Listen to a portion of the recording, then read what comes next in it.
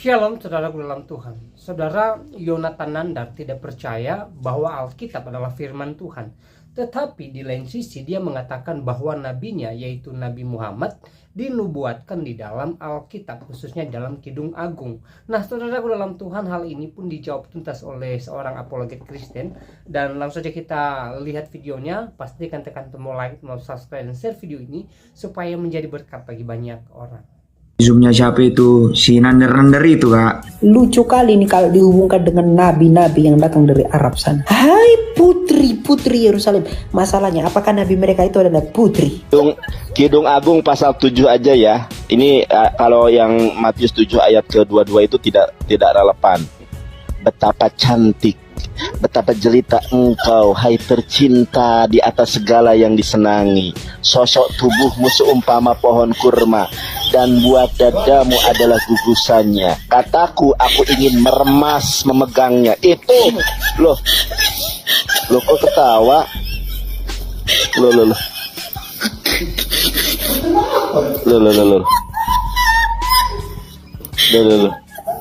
Lu jangan pegang-pegang begituan, Nandar.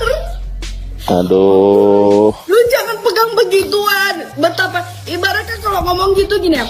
Betapa cantik, biasa aja. Lu gak usah peragain pegang buah dada lu, gak punya.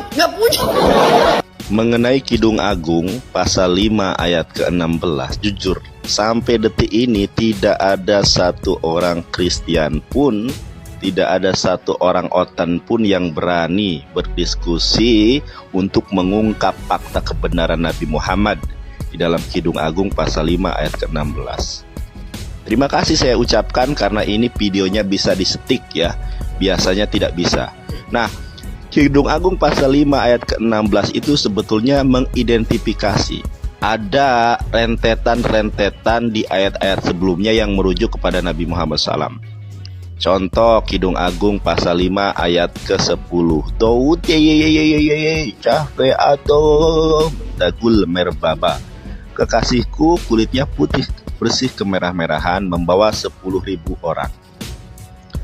Putih bersih kemerah-merahan di dalam Sirah Nabawiyah di halaman terakhir tentang sifat dan karakteristik Nabi Muhammad, Rasulullah SAW itu kulitnya putih bersih kemerah-merahan. Dan satu hal lagi yang menarik, membawa 10.000 orang. Yesus boro-boro membawa 10.000 orang. Orang para muridnya ketika Yesus akan diserupakan dengan Yudas aja itu pada ngacir. Di dalam sejarah Alkitab maupun sejarah Al-Quran dan Islam tidak ada seorang pun yang membawa 10.000 orang kecuali baginda alam Habibana wa Nabiyana Muhammad sallallahu alaihi wasallam dalam peristiwa Fathul Mekah. Dunia mencatat itu, saudara. Nah, terimalah kebenaran. Lalu di ayat ke-11-nya, saya kurang hafal ayat itu, Rosau ketempas kesotau tal-talim sehorot. Kurang lebih ayatnya seperti itu ya, karena saya tidak sedang membaca Biblos. Itu artinya adalah rambutnya itu hitam mengombak. Di dalam Sirah Nabawi itu pun disebutkan bahwa ciri dari Nabi Muhammad SAW itu rambutnya hitam mengombak. Nah, saya mengundang siapapun apologet Kristen yang ingin membahas ini berdasarkan perspektif original teks. Mari silahkan japri saya di TikTok ini, bisa menjapri ya. Ayo kita diskusi. Nah, Anda berani nggak? Kalau cuma ngoceh-ngoceh sendiri ya setiap orang juga bisa. Oh ya, itu ya, siapapun apologet Kristen dari mulai kelas ecek-ecek sampai kelas gembala, mari berdiskusi dengan saya. Terima kasih. Baca dong semua. Gimana sih? Segala sesuatu menarik padanya. Nabi kami ini, nabi kami. Begitulah kekasihku, nabi kami ini udah pasti. Begitulah temanku, pasti ini nabi kami. Tapi hai putri-putri Yerusalem. Putri. Jadi jangan mau dibodohi oleh orang-orang yang memang tidak belajar.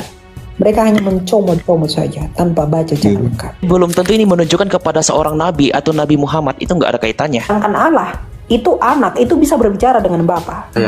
Bukan satu orang di dalam 3 jabatan, bukan. Tapi satu Allah. Dan puasa itu jangan dilakukan seperti orang-orang munafik dalam pengertian apa?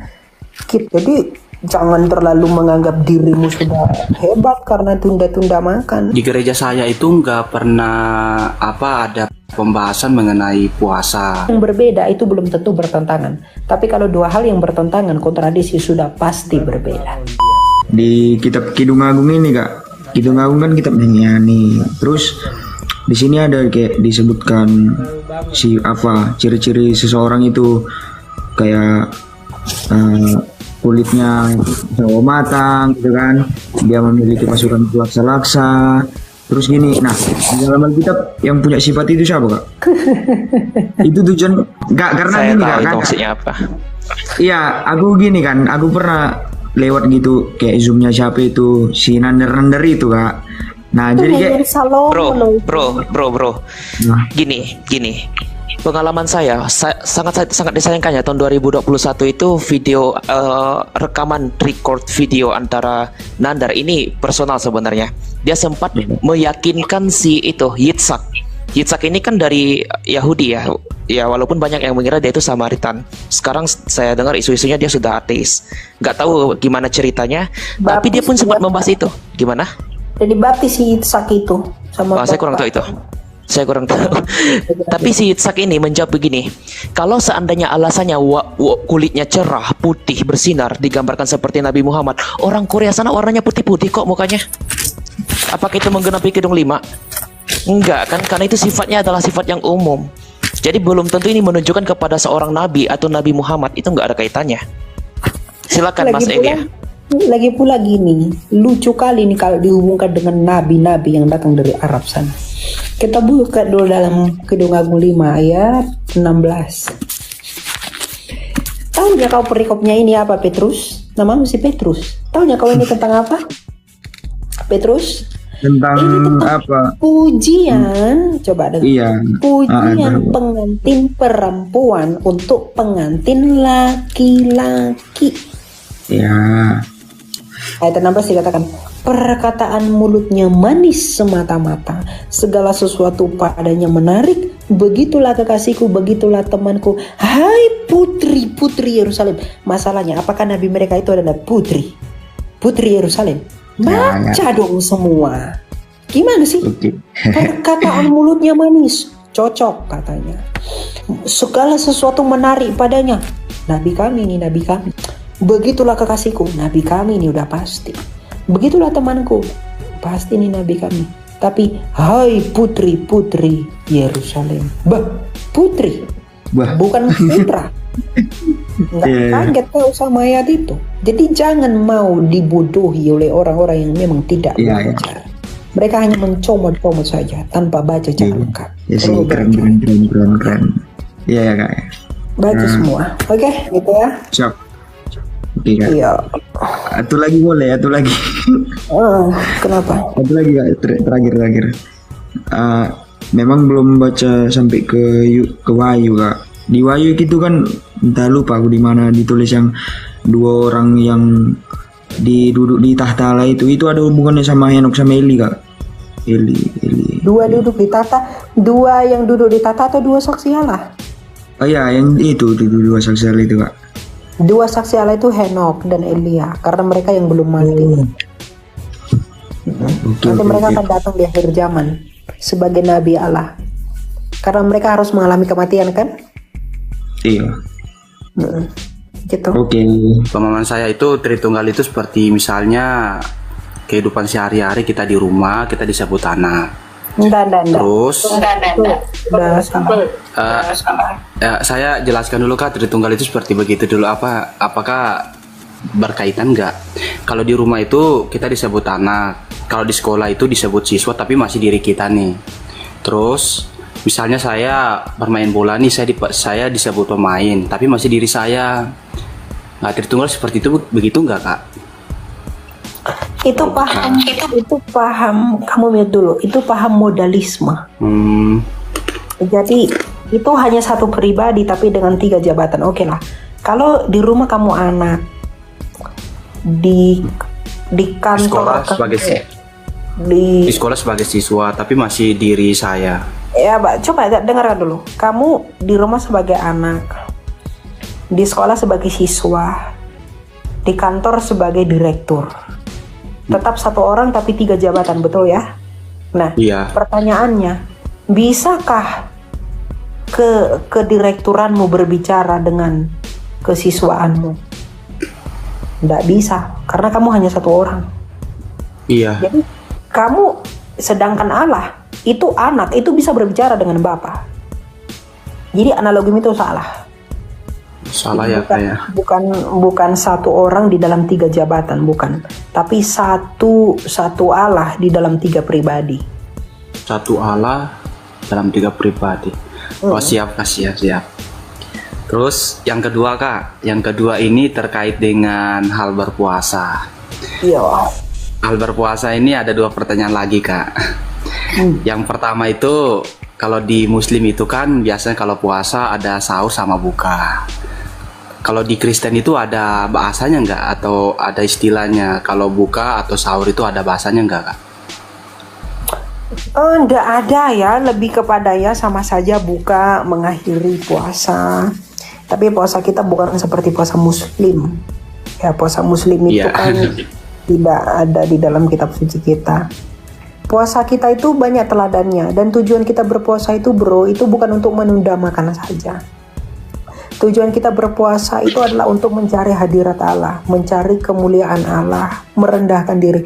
Puasa itu tanda kita merendahkan diri, menghayati kembali, merenungkan kembali bagaimana relasi dan hubungan kita dengan Tuhan. Itu tujuan berpuasa. Dan puasa itu jangan dilakukan seperti orang-orang munafik. Dalam pengertian apa? Kita melas-melasin wajah atau makan seperti tadi ya, ketika saya pergi ke mall, kemudian saya live di TikTok, terus ada bilang kamu tidak menghargai saya puasa begitu. Jadi dia, semua orang tahu kalau dia itu puasa, itu munafik namanya. Tapi Tuhan Yesus mengajarkan apa? Minyaki rambutmu dan cuci mukamu. Jangan kelihatan kalau kamu sedang berpuasa. Biarlah kamu dan hanya Bapamu yang tahu kalau kamu sedang berpuasa. Gitu. Jadi tujuan kita berpuasa itu untuk cari Tuhan, hadirat Allah, bukan sekedar menunda makan. Kalau masalah-masalah dengan menunda makan, saya taat iblis nggak pernah makan. Tapi apakah mereka itu bisa dibenarkan? Nggak pernah, iblis itu nggak pernah makan. Tapi apakah mereka disebut taat? Kan tidak. Jadi jangan terlalu menganggap dirimu sudah hebat karena tunda-tunda makan. Nah, justru dalam berpuasa ini kita menemukan hikmat baru dalam artian pemulihan relasi kita dengan Allah. Itu tujuan kita berpuasa. Dan puasa yang paling terkenal itu adalah metodenya Daniel. Ya, puasa Daniel itu mulai dari jam 10 malam. Jam 10 malam ini nih, saya mulai tidak makan lagi. Saya tidak makan apapun, tapi minum air secukupnya boleh. Sampai besok jam 3 sore. Baru buka makan kembali. Dan di dalam masa itu kita cari Tuhan, berdoa, bernyanyi, memuji Tuhan, bermazmur dan lain-lain. Itu yang kita lakukan, mencari hadirat Allah, bukan melanglang kesana kesono, bukan begitu. Itu tujuan berpuasa. Di gereja saya itu kan saya juga Protestan kakak, di aliran Calvinis. Di gereja saya itu nggak pernah ada pembahasan mengenai puasa. Terus saya pernah tanya tuh di pendeta, Bu, apakah itu di teman-teman di Katolikan ada puasa, kok kita di gereja kita apa nggak ada puasa sih? Dia jawab, loh kamu belajarnya dari mana? Terus katanya ya puasa itu pribadi lah, jadi nggak masing-masing pribadi, seperti begitu Kak. Jadi apakah puasa Kristen itu ada momen tertentu yang semuanya, atau sendiri-sendiri aja Kak? Itu hanya tentang penafsiran saja, tidak masalah. Mau gereja mengatakan kita puasa sama-sama nggak apa-apa. Mau kamu berpribadi sama-sama nggak apa-apa, nggak masalah. Begitu. Saya mau tanya Kak tentang, kan kemarin saya dengar khotbah di gereja. Itu di gereja itu kan ada yang mengatakan seperti ini. Jadi orang beranggapan di luar sana itu, saya juga sebenarnya beranggapan bahwa apakah Tuhan kita itu mati? Itu kan kemarin ada tanya, apakah Tuhan kita itu mati Kak? Atau memang dia mati itu karena dia mati karena kemanusiaannya? Yesus mati. Tuhan itu kan nggak, kan menurut saya kan dia bilang Tuhan itu mati. Tapi menurut saya itu Tuhan tidak mati. Tapi dia mati itu karena dia itu Yesus yang memiliki manusia gitu Kak. Jadi saya kayak bingung gitu. Kemarin kan aku pengen bergabung dengan kakak tuh, pengen nanya, belum terlalu paham gitu Kak. Jadi gimana tuh Kak? Oke. Apakah Tuhan itu mati? Silakan Timothy.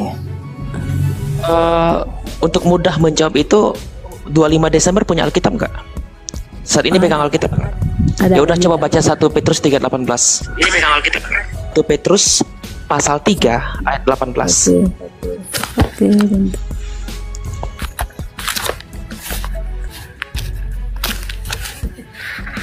Baru bangun dia.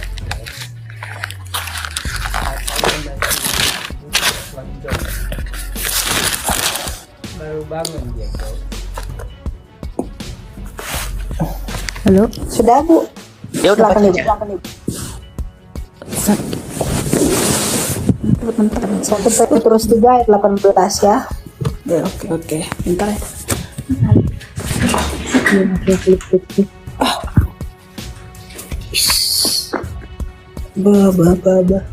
Mau. Mana tadi pulpenku itu? Engkau curinya Timothy, pulpen Timothy. Bentar ya Kak, bentar. Jauh banget Tadi mau ngambilnya. Petrus 3 ayat 18 ya. 18, ya. Oke. Sebab juga Kristus telah mati sekali untuk segala dosa kita, Ia yang benar untuk orang-orang yang tidak benar, supaya Ia membawa kita kepada Allah. Ia yang telah dibunuh dalam keadaannya sebagai manusia, tetapi yang telah dibangkitkan menurut roh. Oke, menurut ayat itu kemanusiaannya atau keilahiannya yang mati? Kemanusiaannya Kak. Nah, udah jelas kan? Satu lagi nih, Filipi pasal 2 ayat 8 sebagai komparasinya. Filipi pasal 2 ayat 8. Filipi pasal 2 ayat 8 ya Kak. Betul itu. Mana tadi pulpenku itu? Kau lari aja kau. Dan dalam keadaan sebagai manusia Ia telah merendahkan diri dan taat sampai mati, bahkan sampai mati di kayu salib. Oh, Keilahiannya atau kemanusiaannya yang mati? Yudas di kitab Matius sama kitab Kisah Para Rasul itu Kisah Para Rasul itu kok ada dua kematian yang berbeda Kak? Hippolytus sudah jawab itu. Sedikit nanti Kak Elia bisa nambahin. Hippolytus sudah menjawab ketika Yudas menggantung dirinya. Waktu itu kan sedang terjadi gempa kan, yang sampai membuat bait suci Allah itu terbelah tirainya. Kemungkinan besar karena gempa itulah yang membuat tali itu terputus dan membuat tubuh atau mayat dari Yudas ini jatuh ke bawah sehingga tubuhnya itu terburai.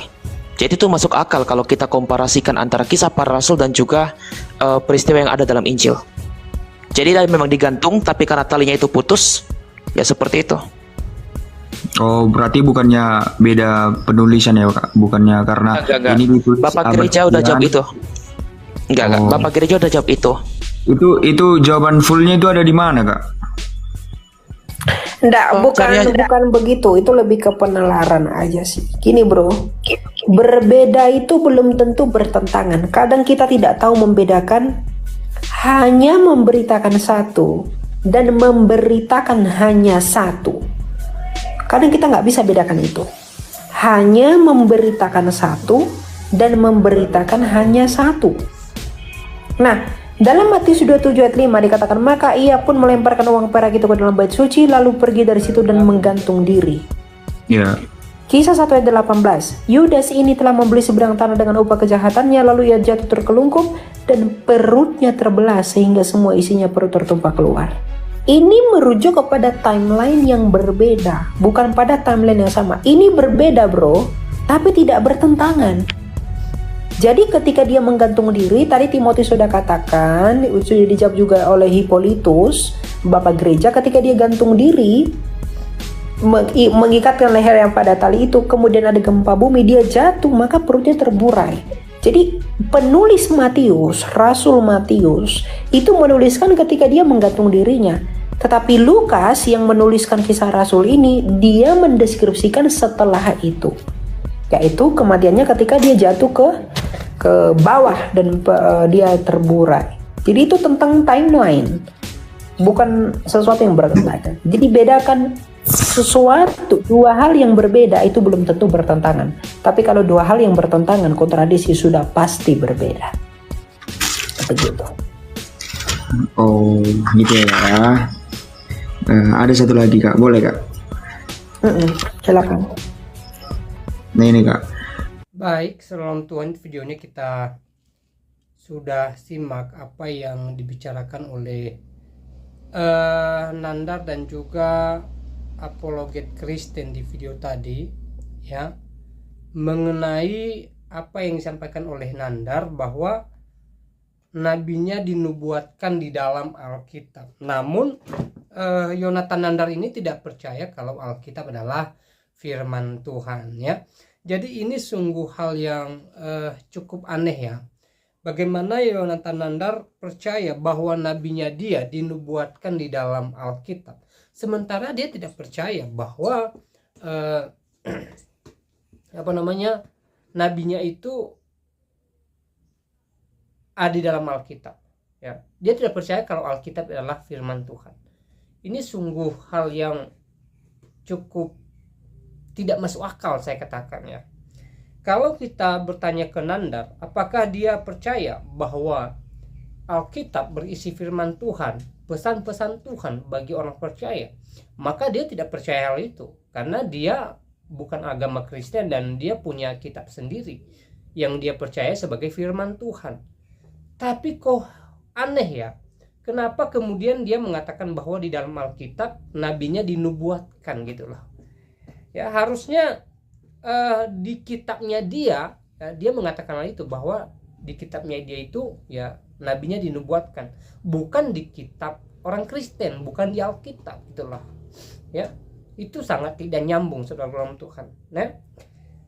Dan kita juga sudah mendengarkan apa yang disampaikan oleh Elia Miron di video tadi, ya, pesan-pesan Elia Miron menjawab tuntas apa yang disampaikan oleh Yonatan Nandar. Dan seperti apa tanggapan saudara setelah menonton video tadi atau mendengarkan apa yang mereka bahas? Silahkan tulis di kolom komentar, ya. Tuliskan tanggapan atau komentar yang baik, yang positif, terutama komentar yang memuji memuliakan nama Tuhan di atas kerajaan sorga, dan juga komentar yang memberkati kita sekalian. Nah, saudara dalam Tuhan, di kesempatan ini juga saya mau ingatkan kepada kita supaya kita tetap semangat dalam menjalani hari-hari kita. Pastinya ada banyak hal yang diperhadapkan dengan kita hari-hari ini, tetapi mari kita tetap bersukacita dan kita tetap bersyukur kepada Tuhan, serta mari kita tetap mengandalkan Tuhan dalam segala aspek kehidupan kita, dalam segala hal yang kita alami hari-hari ini. Supaya apa? Supaya ya, Tuhan turun tangan memberkati kita dan kita senantiasa menjadi orang yang bersukacita di dalam Tuhan Yesus Kristus. Dan mari kita tetap optimis bahwa hari-hari ini hal yang terbaik menjadi bagian kita, menjadi milik kita. Nah, saudara dalam Tuhan, sukacita menjadi bagian kita ketika kita tetap berserah kepada Tuhan dan kita percaya bahwa Tuhan turun tangan mendatangkan kebaikan bagi setiap kita yang mengandalkannya. Bagi setiap kita yang mengandalkannya. Nah, saudaraku dalam Tuhan, saya tidak terlalu panjang lebar menyampaikan pesan melalui video ini. Semoga video singkat ini memberkati kita, menguatkan iman kita, membuat kita bersukacita, dan kiranya Tuhan Yesus Kristus memberkati kita sekalian. Shalom.